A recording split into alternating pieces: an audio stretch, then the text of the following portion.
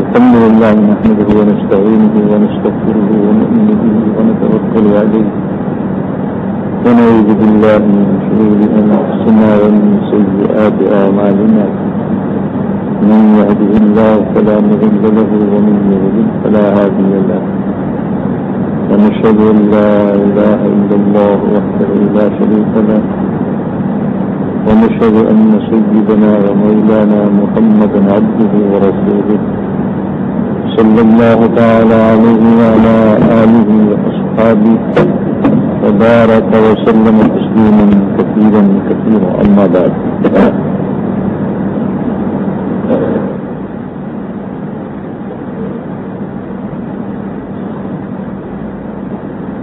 أخرج الطبراني عن أبي معاوية بن أبي سفيان رضي الله تعالى عنهما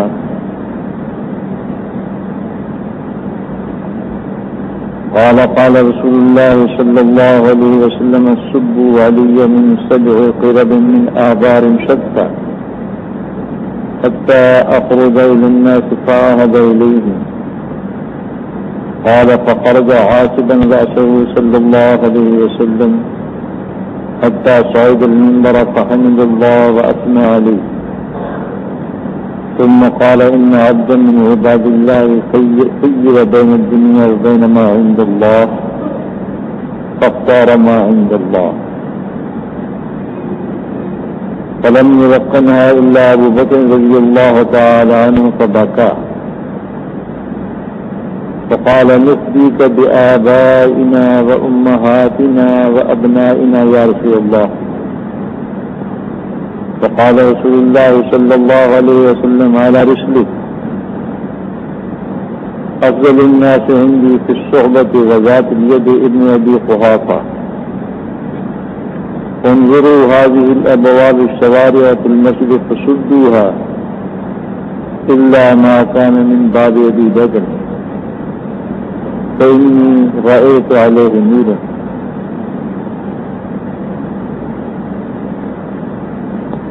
قال الحسني رواه الطبراني في الأوسط الكبير باختصار إلا أنه زاد وذكر قتل أحد فصلى عليهم فأكثر وإسناده حسن.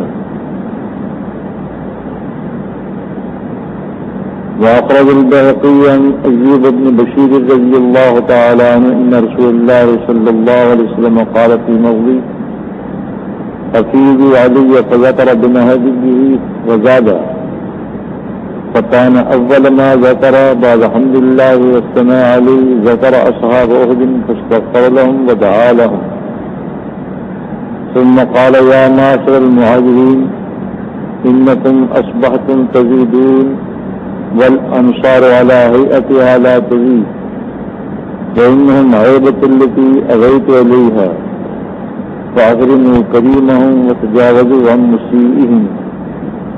ثم قال عليه السلام أيها الناس إن عبدا من عباد الله فذكر مثله. وفي رواية ففهمها أبو بكر من بين الناس فبكى.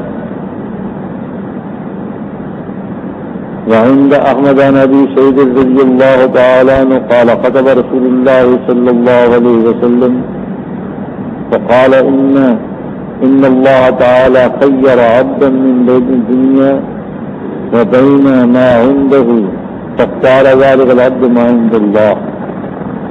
قال فبكى أبو بكر فعجبنا له لكأنه أن يخبر رسول الله صلى الله عليه وسلم عن عبد فكان رسول الله صلى الله عليه وسلم مخير وكان أبو بكر أعلمنا به.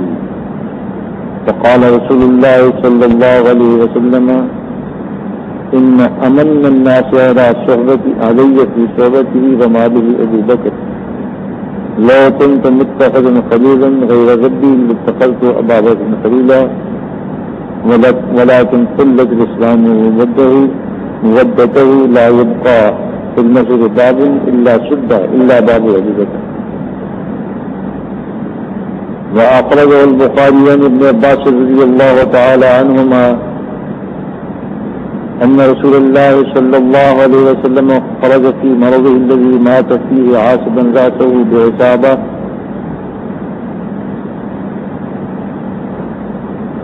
بعصابة دسماء ملتحقا بملحقة على منكبيه فجلس على المنبر فذكر الخطبة وذكر فيه البساطة بالانصار إلى أن قال فكان آخر مجلس جلس فيه رسول الله صلى الله عليه وسلم حتى قبض.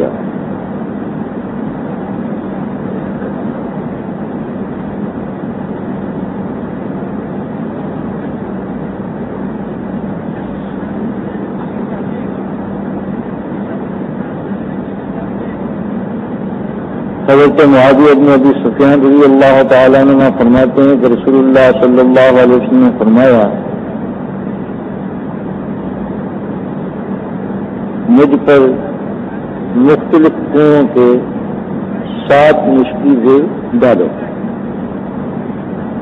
تاکہ میں لوگوں کی طرف نکلوں اور ان کو کچھ وصیتیں کروں. چنانچہ حضرت صلی اللہ علیہ وسلم تشریف لائے، سر مبارک پر پٹی بنی ہوئی تھی، منبر پر تشریف لے گئے، اللہ تعالیٰ کو حمد و ثنا کی. اس کے بعد فرمایا کہ ایک بندے کو اللہ کے بندوں میں سے دنیا کے درمیان اور جو چیز کہ اللہ کے پاس ہے اس کے درمیان اختیار دیا گیا، بس اس نے اللہ کے پاس کی چیز کو اختیار کر لیا. اس بات کو حضرت ابو بکر رضی اللہ تعالیٰ نے کے سوا کسی نے نہیں سمجھا. وہ رو پڑے اور کہا کہ ہم آپ پر قربان کرتے ہیں اپنے باپوں کو، اپنی ماؤں کو اور اپنے بیٹوں کو یا رسول اللہ. رسول اللہ صلی اللہ علیہ وسلم نے فرمایا ٹھہرو، تمام لوگوں سے افضل میرے نزدیک رفاقت میں اور اپنے مال میں ابو بکر ابن ابی قحافہ ہیں. دیکھو یہ دروازے جو نکل رہے ہیں مسجد کی طرف ان سب کو بند کر دو، صرف ایک ابو بکر کا دروازہ باقی رہے کیونکہ میں اس پر نور دیکھتا ہوں. بیہقی کی روایت عزیز بن بشیر رضی اللہ تعالیٰ عنہ سے کہ رسول اللہ صلی اللہ علیہ وسلم نے اپنی نازل وفات میں فرمایا کہ مجھ پر 7 مشکیزیں مختلف کنوؤں کے ڈالے. باہر تشریف لائے تو اللہ تعالیٰ کے حمد و ثنا کے بعد اصحاب احد کا، شہداء احد کا تذکرہ کیا، ان کے لیے استغفار فرمایا، ان کے لیے دعائیں تھیں. پھر فرمایا کہ اے مہاجرین کی جماعت، تم زیادہ ہوتے رہو گے اور انصار اپنی حالت کے پر ہیں، یہ زیادہ نہیں ہوں. یہ میرے مخصوص لوگ ہیں اور میری پناہ گاہ ہے جس کی طرف میں نے پناہ دی تھی، اس لیے ان کے شرفاء کی عزت کرو اور ان میں سے کسی سے غلطی ہو جائے تو اس سے تجاوز کرو. پھر حضرت صلی اللہ علیہ وسلم نے ارشاد فرمایا کہ لوگوں، ایک بندے کو اللہ کے بندے میں سے اللہ تعالیٰ نے اختیار کیا. آگے وہی بات فرمائی کہ حضرت ابو بکر اس بات کو سمجھے، رو پڑے. حضرت ابو سعید خدری رضی اللہ تعالیٰ نے کہ حدیث مسند احمد میں اس میں ہے کہ جو رسول اللہ صلی اللہ علیہ وسلم نے یہ ارشاد فرمایا کہ اللہ تعالیٰ نے ایک بندے کو اختیار دیا دنیا کے درمیان اور اس چیز کے درمیان جو اس کے پاس ہے، اس بندے نے اللہ کے پاس کی چیز کو اختیار کر لیا کہ ابو بکر رو پڑے. ہمیں تعجب ہوا ان کے رونے پر کہ رسول اللہ صلی اللہ علیہ وسلم کو ایک بندے کے بارے میں خبر دے رہے ہیں، لیکن ہمیں بعد میں پتہ چلا کہ رسول اللہ صلی اللہ علیہ وسلم کو اختیار دیا گیا تھا اور حضرت ابو بکر ہم نے سب سے بڑے عالم تھے. رسول اللہ صلی اللہ علیہ وسلم نے ارشاد فرمایا کہ مجھ پر سب سے بڑھ کر احسان رفاقت میں اور مال میں ابو بکر کا ہے. اگر میں اپنے رب کے سوا کسی کو خلیل بناتا تو ابو بکر کو بناتا، لیکن اسلام کی دوستی اور اسلام کی محبت باقی ہے. مسجد میں کوئی دروازہ نہ رکھا جائے، باقی نہ رکھا جائے سوائے ابو بکر کے دروازے.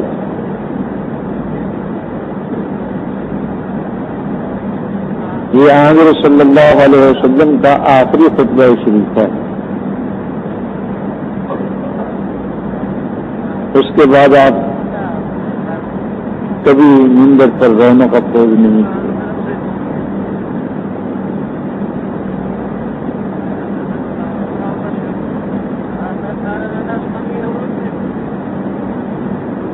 حضرت صلی اللہ علیہ وسلم نے ارشاد فرمایا کہ 7 مختلف کنوؤں کے مشکیزیں منگواؤ، 7 کنوؤں کا پانی، اور وہ مجھ پر ڈالو، مجھے نہلاؤ. چنانچہ حکم کی تعمیل کی گئی. حضرت صلی اللہ علیہ وسلم غسل فرما کر باہر تشریف لائے. 2 آدمیوں کے سہارے تھا. سر مبارک پر پٹی بنی ہوئی تھی، اور صحیح بخاری کی روایت میں ہے کہ پٹی میلی ہو رہی تھی.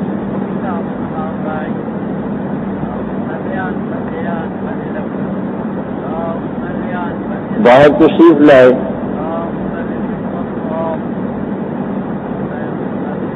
تو اللہ تعالیٰ کے حمد و ثنا کے بعد ارشاد فرمایا کہ اللہ کے بندوں میں سے ایک بندے کو دنیا میں رہنے کا اور اللہ تعالیٰ کے پاس جانے کا اختیار دیا گیا.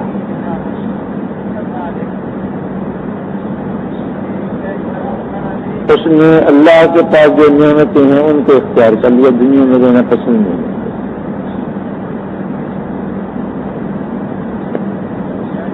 صحابہ اکرام رضوان اللہ علیہ مجمعین فرماتے کہ ہم بات کو نہیں سمجھے.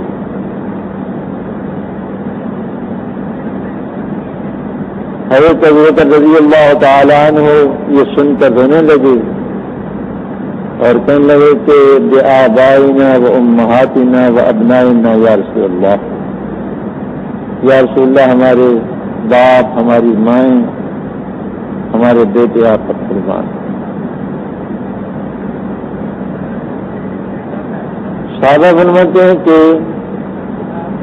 ہمیں بڑا تعجب ہوا کہ حضرت صلی اللہ علیہ وسلم کے ایک آدمی کے بارے میں بتا رہے ہیں اللہ کے ایک بندے کو دنیا میں رہنے کا یا یہاں سے رخصت ہونے کا اختیار دیا گیا، اور یہ بڈھا کیوں رو رہا ہے؟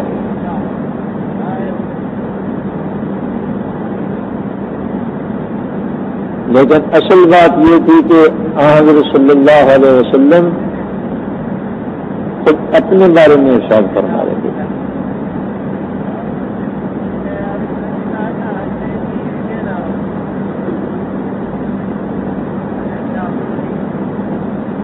اور تب ہمیں پتہ چلا کہ کان ابو بکر اعلمنا، ابو بکر ہم سے بڑے عالم.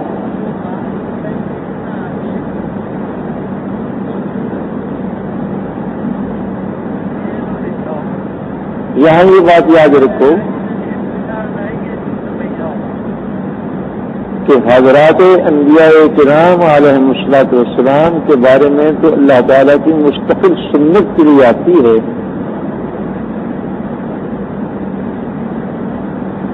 کہ ان کو وقت سے پہلے آگاہ کر دیا جاتا ہے، اور پھر پوچھا جاتا ہے کہ یہاں رہنا چاہتے ہو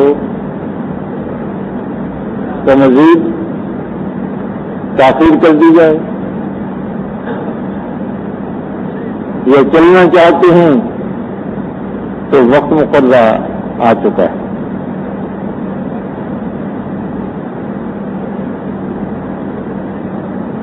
حضرات انبیاء کرام علیہم الصلوۃ والسلام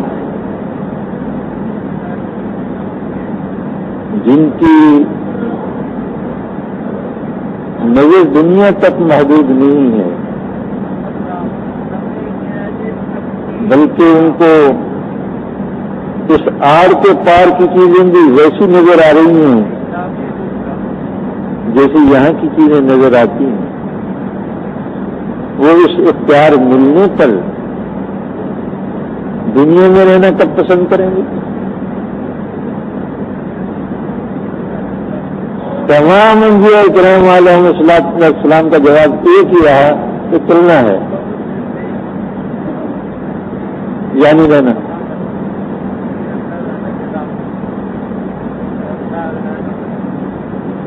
صحیح بخاری شریف میں حضرت موسیٰ علیہ السلام کا قصہ آتا ہے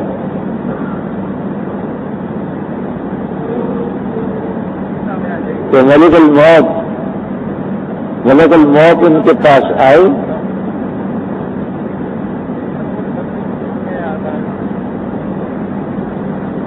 تو انہوں نے تھپڑ رسیو کر دیا ان کی.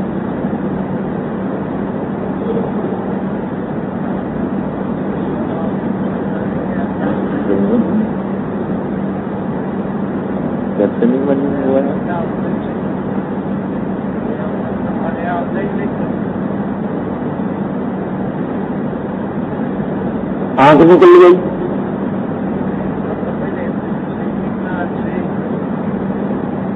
انہوں نے جا کے شکایت کی کہ یا اللہ آپ نے ایک ایسے بندے کے پاس بھیجا ہے جو دنیا میں رہنا چاہتا ہے پر میں تم نے اجازت نہیں دی. چلو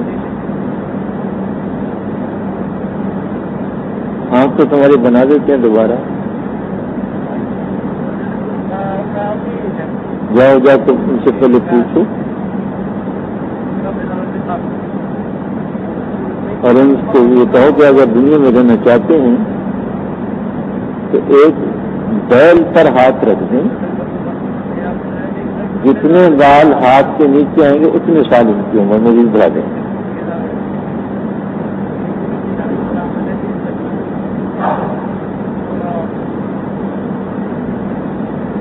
اب حضرت جبرائیل علیہ السلام دوبارہ تشریف لائے, سلام عرض کیا اور حق تعالی شانہ کا پیغام دیا کہ وقت تو آپ کا آ چکا ہے, لیکن اگر آپ یہاں رہنا چاہتے ہیں تو اللہ تعالیٰ فرماتے ہیں کہ ایک بیل کی پشت پر ہاتھ رکھیں, اس کے نیچے جتنے بال آئیں گے اتنے سال کی عمر آپ کی بڑھا دی جائے گی.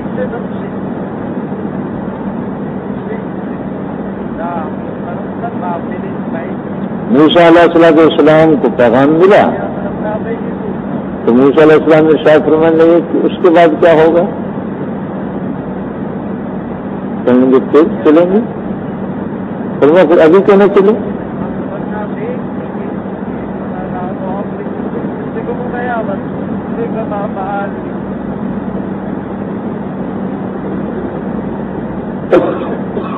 چنانچہ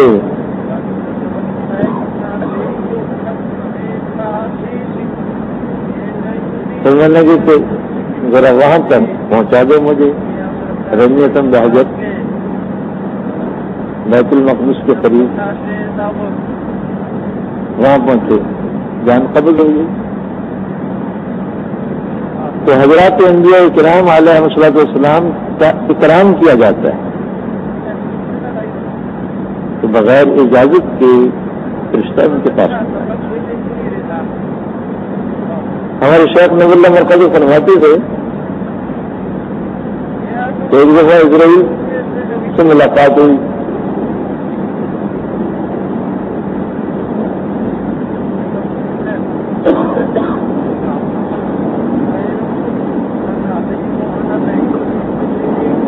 ایک دفعہ تو جوانی کے زمانے میں ہوئی تھی, تو میں نے کہا چلو.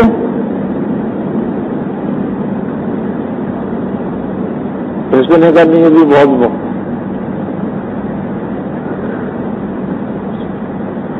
پھر مان لو کہ بیماری کے زمانے میں تو 3 مہینے پہلے ملاقات ہوئی. میں نے کہا چلو چلیں گے. وقت تو نزدیک ہی ہے لیکن ابھی وقت ہے.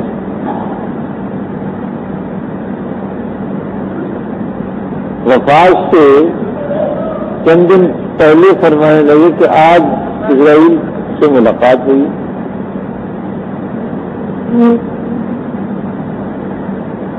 تو میں نے کہا چلو چلیں گے. بس سب چلیں گے.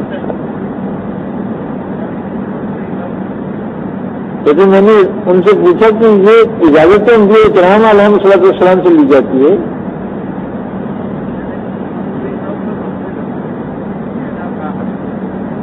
تو اسرائیل نے جواب دیا کہ انبیاء کرام علیہ السلام کے بارے میں تو اللہ کا قانون ہے، لیکن اللہ کے بعض بندے ایسے ہیں کہ ان سے بھی اجازت دی جاتی ہے. ان کے بارے میں قانون نہیں، اکرام ہے حق تعالی شان کی جاتی ہے.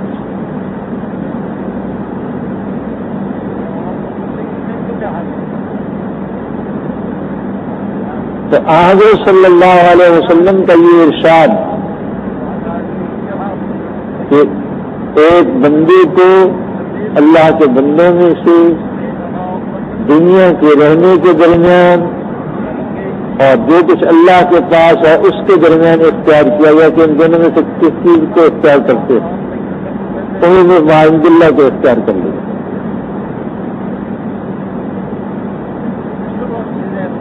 ام المؤمنین عائشہ صدیقہ رضی اللہ تعالی عنہا ارشاد فرماتی ہیں کہ آخری وقت میں ہاتھ آسمان کی طرف اٹھائے ہوئے تھے اور فرما رہا ہے کہ اللہم الرفیق الاعلی، یا اللہ اوپر والے رفیق کو پسند کرتا ہوں. فرماتے میں نے حضور صلی اللہ علیہ وسلم سے سن رکھا تھا کہ انبیاء اکرام علیہ السلام کو اختیار دیا جاتا ہے. تو جب آپ کی یہ بات میں نے سنی اللہم الرفیق الاعلی، میں نے کہا اللہ اختیارنا، ابھی ہمارے پاس نہیں تھے، اب ہمارے پاس رہنا پسند نہیں کریں گے.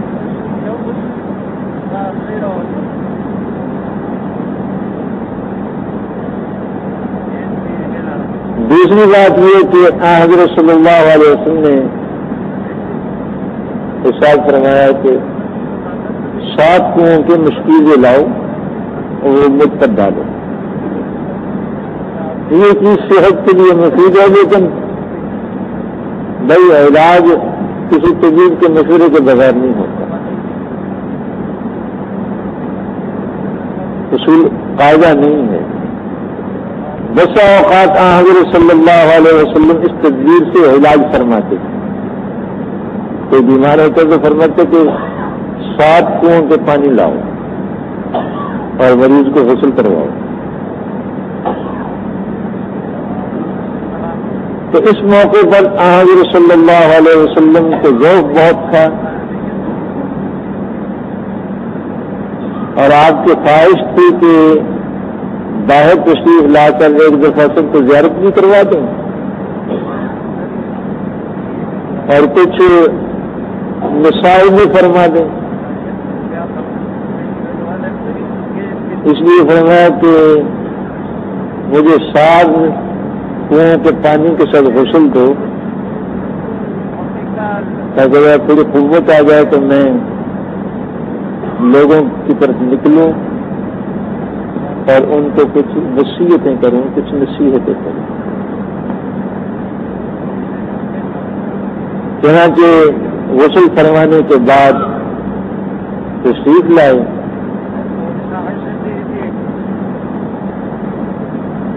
سر پر پٹی بندی ہوئی سردرد کی وجہ سے. سردرد سے حضرت صلی اللہ علیہ وسلم کا آخری مرض شروع ہوا تھا، مرض الوفات.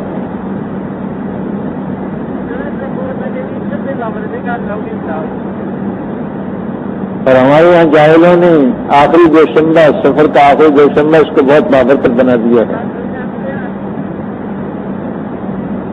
آخری دوشنبہ کہتے ہیں، آخری بدھ کہتے ہیں. آخری بدھ کو شروع ہوئی تھی بیماری. اور یہ ہمارے دوست مٹھائیاں تقسیم کرتے ہیں اس سے، کارخانوں میں، فیکٹریوں میں اور اداروں میں مٹھائیاں تقسیم کی جاتی ہیں باقاعدہ. اور کسی شیطان نے ان کے کان میں یہ ڈال دیا بات کہ اس دن حضرت صلی اللہ علیہ وسلم نے غسل صحت فرمایا تھا.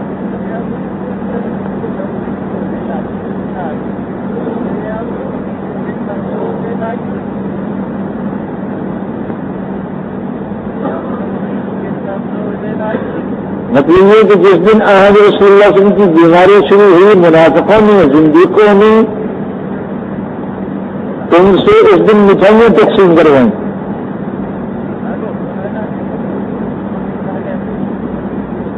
جھوٹ بول کر. اور یہ تحقیق کرنے کی تم نے بھی ضرورت نہیں سمجھی کہ کسی عالم سے پوچھنے جا کے تم اس کی حقیقت کیا.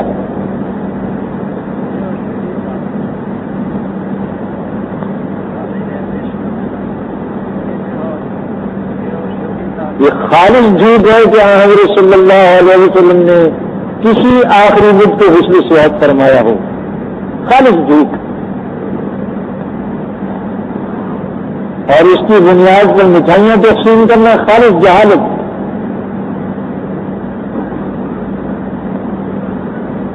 سفر کی آخری بدھ کا دن تھا جس دن حضرت صلی اللہ علیہ وسلم کی بیماری شروع ہوئی. اور بیماری شروع ہوئی تھی سر درد. ام المومنین عائشہ صدیقہ رضی اللہ تعالی عنہا ارشاد فرماتی ہیں کہ حضرت صلی اللہ علیہ وسلم گھر تشریف لائے، فرمایا کہ واہ راسا ہے سر درد. یہ اتفاق کی بات کہ مجھے بھی سر درد تھا، میں لیتی ہوئی تھی. فرمایا بل انا وراسا، میں نے کہا سر میں درد تو میرے ہو رہا ہے.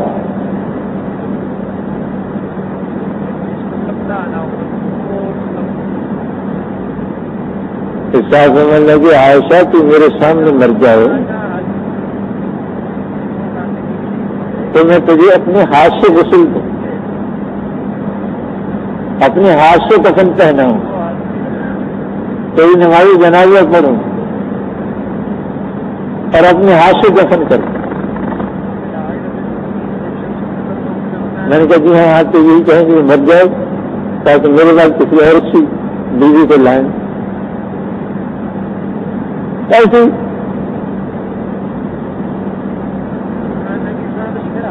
تو اس دن بیماری سرد ان کی تکلیف سے حضرت قسم کی بیماری شروع ہوئی. اور یہ حقیقت میں زہر کا اثر تھا جو آپ کو خبر میں دیا گیا تھا.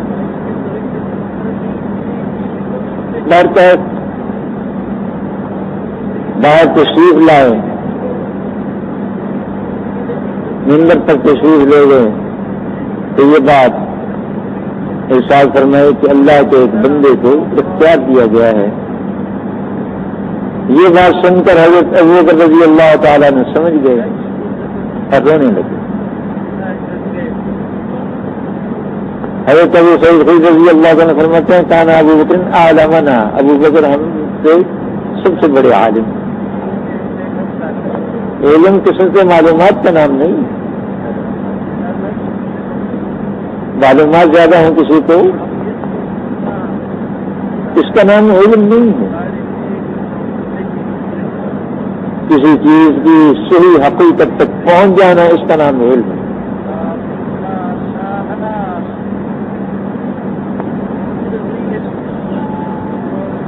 میں نے ایک موقع پر اپنے عزیز طالبوں سے عرض کیا تھا مدرسے میں سبق پڑھاتے ہوئے کہ مجھے اپنے اکابر سے کچھ زیادہ خوش اعتقادی ہے. حضرت نانوتوی رحمۃ اللہ علیہ دنیا سے تشریف لے گئے تو مولانا مناظر حسن گیلانی رحمہ اللہ نے لکھا ہے کہ ایک صحیح بخاری شریف کا نسخہ اور ایک قرآن کریم.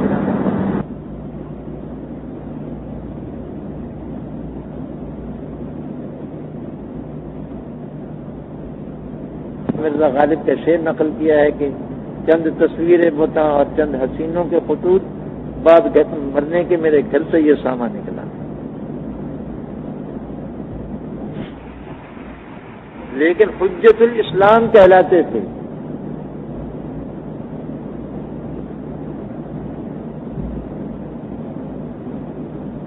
یعنی اسلام کی حقانیت کی دلیل ہے ان کا وجود. میں نے کہا تم لوگ صحیح علم ہو،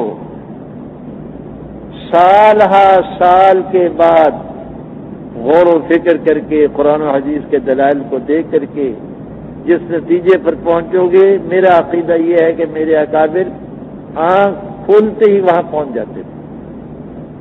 قوت قدسی اللہ نے ان کو عطا فرمائی. فلاسفہ کہتے ہیں کہ انہوں نے درجات عقل انسانی کے قائم کیے ہیں. ان میں سے ایک درجہ قوت قدسیہ کا ہے.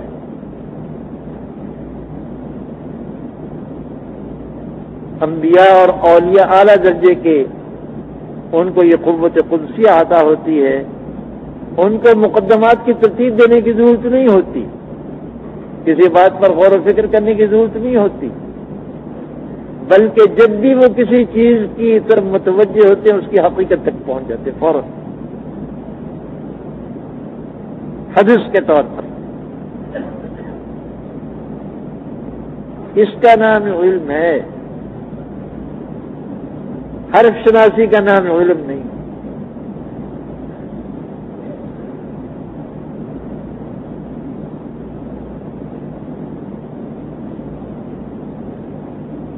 اگر اس کا نام علم ہوتا تو مستشرقین سب سے بڑے عالم ہوتے.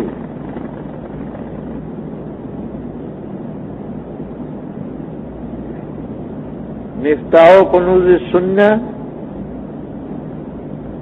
ایک عیسائی مستشرق کی لکھی ہوئی ہے. حدیث کی کتابوں میں جہاں جہاں کوئی احادیث آئی ہیں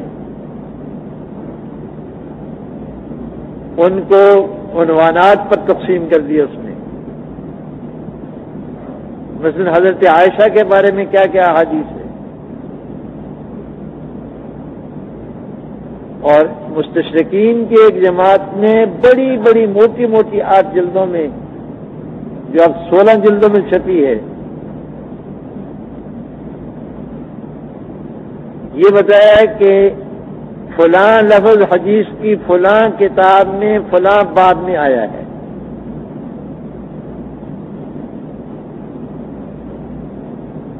الموجم المفرس لالفاظ الحدیث. لیکن ایمان سے معروف اس علم کو کیا کرے گا کوئی؟ علم ہے کہ راہ بحق نہ نمایت جہالت. شادی نے اسی لیے فتویٰ دیا تھا.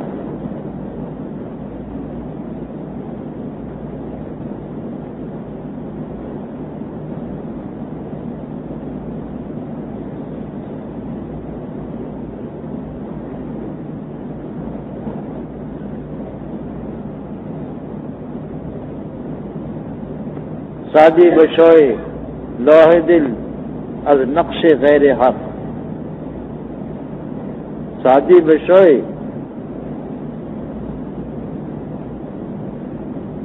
از لوح دل نقش غیر حق. فرماتے ہیں کہ شادی دل کی تختی سے غیر حق کے نقوش کو مٹا ڈالو، دھو ڈالو. علم ہے کہ راہ بحق نہ نمایت جہالت. جو علم کے حق کی طرف رہنمائی نہیں کرتا وہ علم نہیں ہے، جہالت ہے.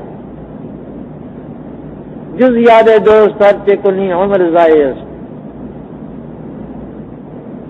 جز یاد دوست ہر چه کنی عمر ضایع است، یا یاد دوست کے سوا جو کچھ بھی کرتے ہو عمر کو ضائع کرتے ہو. وجز حرف عشق ہر چه بخانی بپالت است، اور حرف عشق کے سوا جو کچھ بھی پڑھتے ہو میں فضول حرکت کرتے ہو، بطالت. شادی بشوئے لوح دل از نقش غیر حق، لوح دل کو نقش غیر حق سے دھو ڈالو.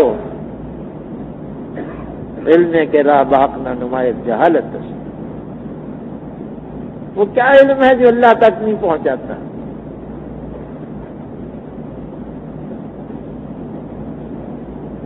جو آدمی کو اللہ کے دروازے تک نہیں لے جاتا وہ کیسا علم ہے؟ کسی چیز کی حقیقت تک پہنچ جانا علم کہلاتا ہے. اور یہ علم کئی طریقے سے حاصل ہوتا ہے. کچھ تو یہ پڑھنے پڑھانے سے ملتا ہے بشرطے کے اخلاص کے ساتھ.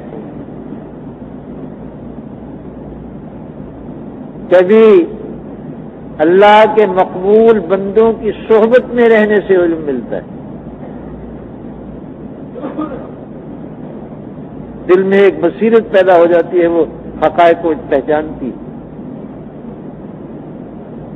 اور کبھی من لدن علم ہوتا ہے، حق تعالی شانہ کی جانب سے القاء کیا جاتا ہے. وعلمناہ من لدن علم.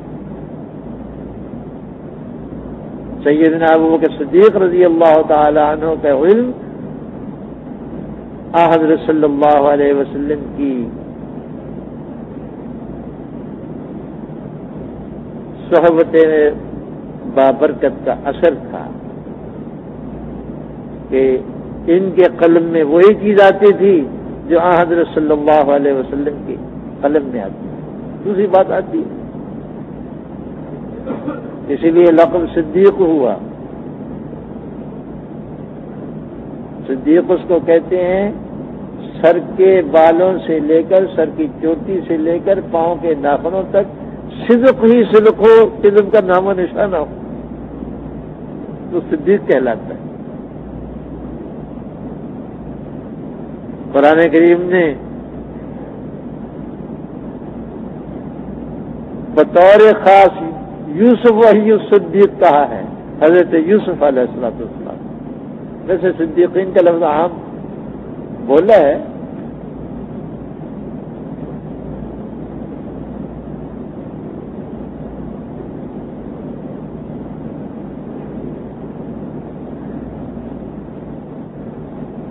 وَاذْكُرْ فِي الْكِتَابِ مُوسَىٰ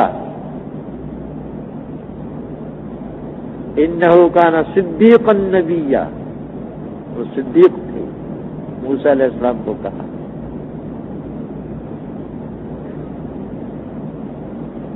یہ حضرات صدیق انبیاء کرام علیہ السلام، ان کے یہ نبوت ملنے سے پہلے صدیق ہوتے ہیں. نبوت ان کو بعد میں عطا کی جاتی ہے اور پھر ان کی فیض صحبت سے صدیق بنتے ہیں. تو حضرت ابوبکر رضی اللہ تعالیٰ عنہ افضل الصدیقین ہیں انبیاء کے بعد، اس لیے کہ وہ افضل النبی صلی اللہ علیہ وسلم کے سب سے برگزیدہ صحابی ہیں. اذ یقول لصاحبہ لا تحزن ان اللہ معنا، خاص طور پر ان کے بارے میں اللہ تعالیٰ نے فرمایا صاحبی، صاحب النبی صلی اللہ علیہ وسلم.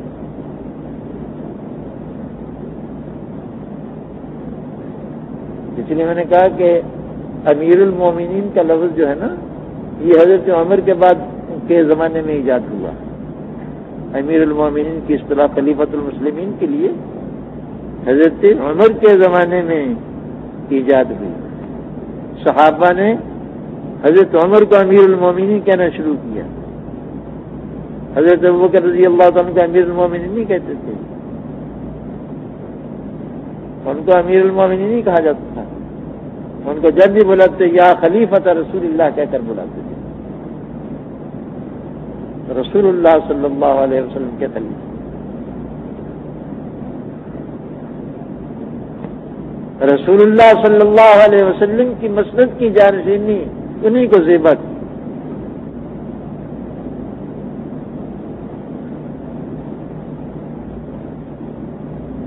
جب حضرت ابوبکر رضی اللہ تعالیٰ نے یہ فرمایا، عرض کیا کہ بے آبائنا و امہاتنا و ابنائنا یا رسول اللہ، تو آپ نے فرمایا علی رسلک، ٹھہرو، ابوبکر ٹھہرو۔ یہ کیوں فرما دیا؟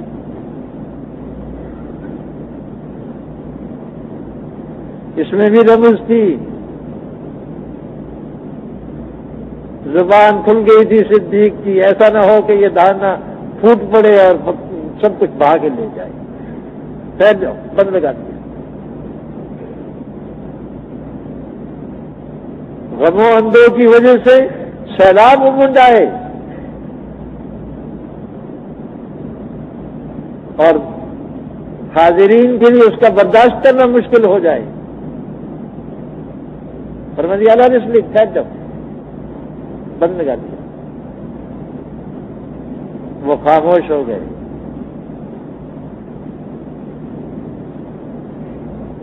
دو باتیں ارشاد فرمائیں،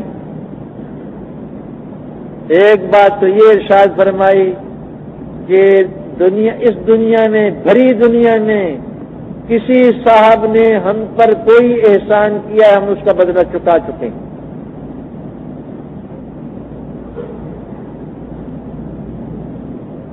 اللہ ابا بکر، سوائے ابو بکر صدیق رضی اللہ تعالیٰ عنہ کے، کہ ان کے احسان کا بدلہ ہم سے نہیں چکایا گیا، اللہ تعالیٰ ان کا بدلہ عطا فرمائے۔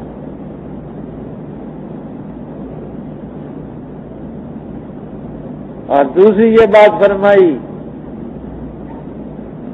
کہ اپنی رفاقت اور اپنی مال کے ذریعے سے جس قدر احسانات ہم پر ابو بکر کے ہیں اتنے کسی کے نہیں۔ امن الناس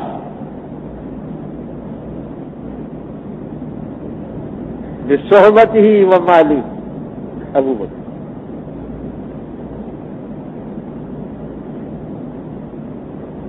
اور ان کے استخلاف کی اس طرف اشارہ کر کے ارشاد فرمایا، مسجد کی طرف دروازے کھلتے تھے، ارد گرد آبادی تھی صحابہ کی مسجد شریف کے ارد گرد،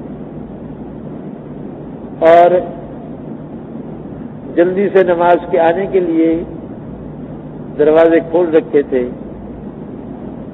فرمایا سارے دروازے بند کر دیے جائیں سوائے ابو بکر رضی اللہ تعالیٰ عنہ کے دروازے، کہ ان کو تو ہم وقت آنے کی اب ضرورت ہوگی، باقی دروازے بند، تاکہ خلیفہ کا دوسرے لوگوں سے امتیاز ہو جائے۔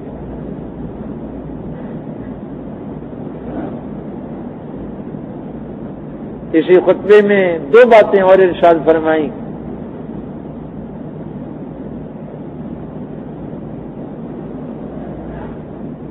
ایک تو شہدائے احد کو یاد فرمایا، یہ اسلام کے لیے سب سے پہلے قربانی دینے والے حضرات ہیں،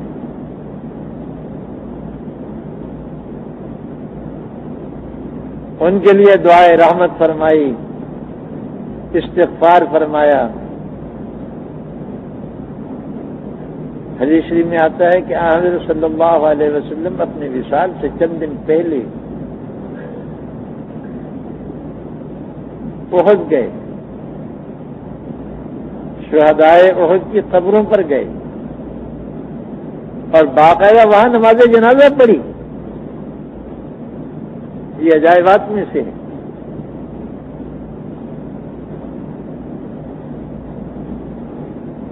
8 سال کے بعد ان حضرات پر نماز جنازہ پڑھی علماء فرماتے ہیں کہ یہ زندوں اور مردوں کو رخصت فرما رہے تھے. زندوں کو تو رخصت کر ہی رہے تھے، ساتھ کے ساتھ مردوں سے بھی رخصت.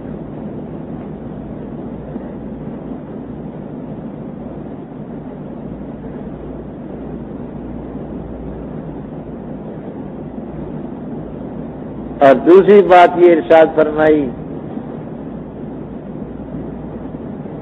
کہ مہاجرین بڑھتے جائیں گے اور انصار کم ہوتے جائیں گے.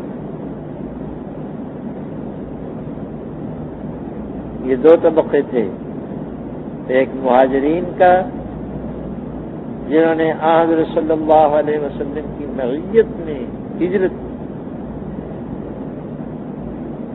مکہ مکرمہ چھوڑ کر یہاں آ گئے، جو اس وقت ان کے لیے پردیس تھا. اپنا وطن چھوڑا، گھر بار چھوڑا، اپنے کاروبار چھوڑے، اور بعضوں نے اہل و عیال چھوڑے.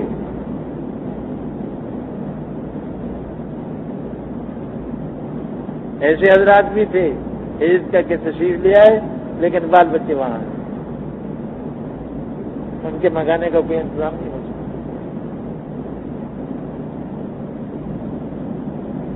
یہ مہاجرین تھے. اور یہ مدینے کے حضرات جو پہلے سے یہاں رہ رہے تھے اور جنہوں نے اسلام کے لیے اپنی آغوش کھول دی تھی، خود اسلام کی آغوش میں چلے گئے تھے، یہ انصار کہلاتے تھے. قرآن کریم میں جہاں جہاں بھی تذکرہ آیا ہے دونوں فریقوں کا المہاجرین والانصار کے ساتھ آیا ہے. پہلے نمبر پر مہاجرین اور دوسرے نمبر پر انصار. گویا مہاجرین کو متبوع اور انصار کو تابع بنایا گیا.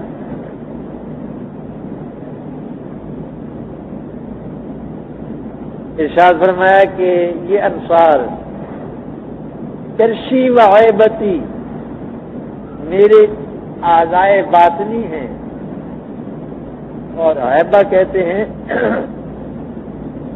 اپنا خاص بخش جس میں آدمی نے سامان رکھا ہوا ہوتا ہے، خزانہ.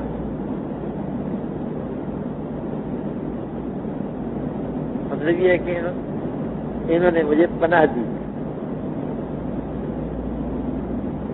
اس لیے ان میں سے جو کریم لوگ ہیں، بڑے لوگ ہیں، ان کا اکرام کرو، اور اگر ان میں سے کسی سے غلطی ہو جائے تو اس سے درگزر کرو. یہ کن کو کہہ رہے ہیں؟ مہاجرین کو. اس میں بھی اشارہ فرما دیا کہ خلافت مہاجرین میں ہوگی، انصار میں نہیں ہوگی.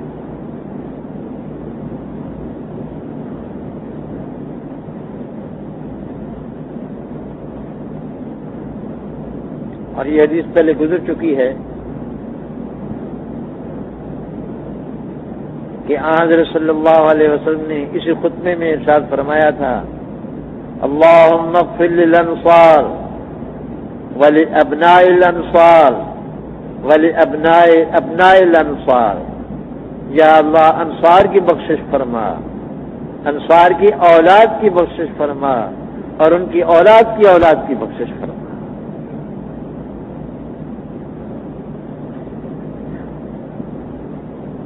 ان حضرات انصار کے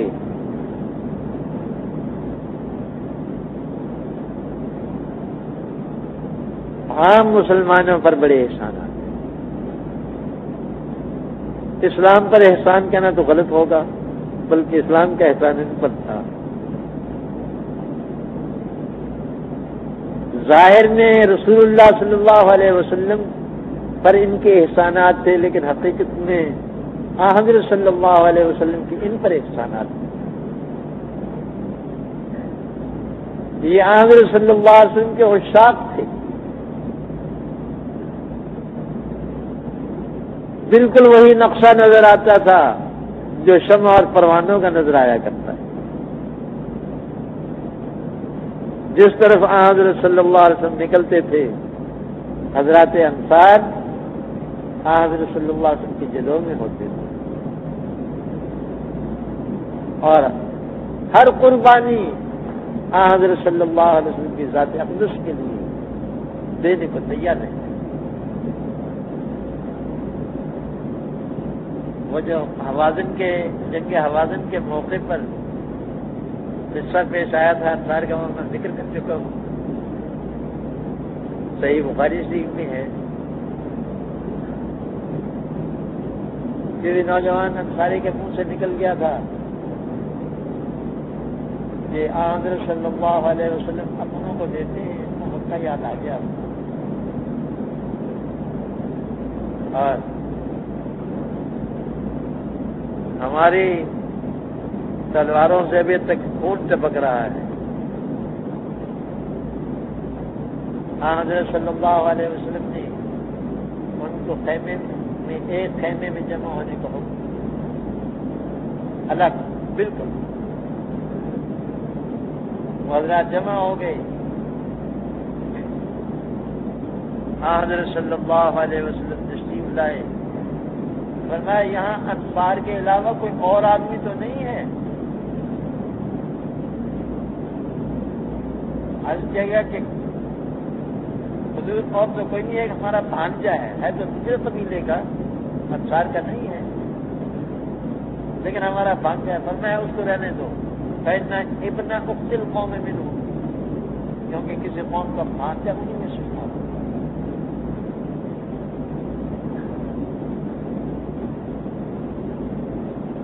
یہ خاص بات تھی جو حضرت صلی اللہ علیہ وسلم نے اسی موقع پر ارشاد فرمائی. اور پھر پوچھا کہ یا معاشر الانصار، کیا بات ہے جو مجھے تمہاری طرف سے پہنچی ہے؟ حضرات انصار رونے لگے اور کہنے لگے کہ یا رسول اللہ، ہم میں سے بڑے جو سمجھدار لوگ ہیں انہوں نے تو کچھ نہیں کہا، یہ لوٹے ووٹے ان کے منہ سے یہ بات نہیں.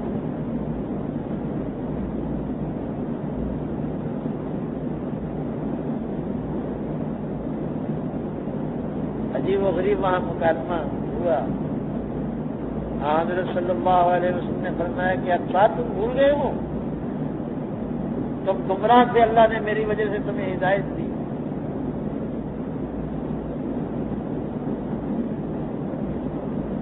تم بھوکے تھے، اللہ تعالیٰ نے میری وجہ سے تمہیں کھانا عطا فرمایا. تم ننگے تھے، فقیر تھے، قلاش تھے، میری وجہ سے اللہ نے تمہیں غنی کر دیا. اب وہ رو رہے ہیں، ایسی کون سی باتیں فرمائی؟ وہ دھاڑا دھاڑ رو رہے ہیں. گرج کر فرمایا مجھے جواب کیوں نہیں دیتے؟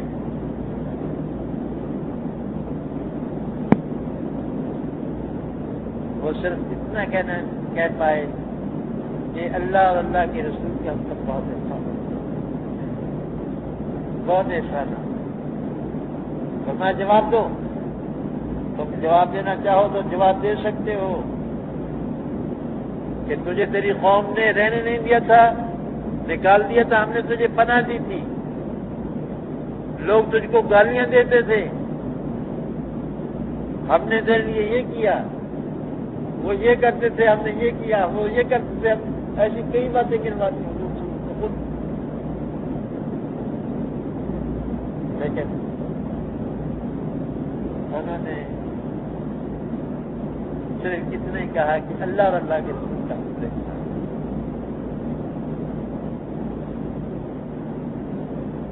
فرمایا کہ اے انصار،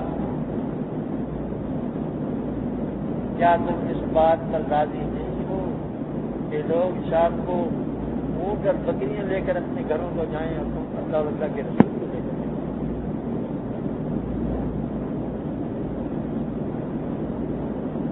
ولولا الہجرۃ لکنت امرأ من الانصار. اب یہ میں کیا کروں، میں مہاجر ہوں، ہجرت کر کے گیا ہوں، اگر ہجرت نہ ہوتی تو میں بھی اپنے آپ کو انصاری کہلاتا، میں بھی انصار میں سے شمار ہوتا۔ لو سلک الناس وادیا وسلکت الانصار وادیا، اگر لوگ ایک وادی میں چلیں انصار دوسری وادی میں چلیں، لوگ ایک گھاٹی پر چلیں انصار دوسری گھاٹی پر چلیں، سلکت وادی الانصار وشعبہ ہوں، تو میں انصار کی وادی اور ان کی گھاٹی پر چلوں۔ حضرت صلی اللہ علیہ وسلم کو بھی ان کے ساتھ بہت ہی تعلق ہے، بے حد محبت، اس لیے اس آخری وقت میں حضرت صلی اللہ علیہ وسلم نے ان کے حق میں وصیت فرمائی اور ان کو بہت ہی زیادہ دعائیں۔ shahideislam.com اس ویب سائٹ پر آپ سن سکتے ہیں شہید اسلام مولانا محمد یوسف لدھیانوی رحمہ اللہ کی آواز میں درس قرآن، درس حدیث اور اصلاحی مواعظ۔ خالق و کلی شیء، ہر چیز کے پیدا کرنے والا، ہر چیز اس کی مخلوق اور وہ سب کا خالق۔ جبکہ شہید اسلام کی تصانیف آن لائن پڑھ بھی سکتے ہیں۔ اس کے علاوہ اس ویب سائٹ پر آپ سن سکتے ہیں ممتاز علماء کرام کے اصلاحی بیانات۔ اسی لیے اللہ پاک جل شانہ نے قرآن کریم میں اعلان کر دیا، فرمایا قل اطیعوا اللہ والرسول۔ www.shahideislam.com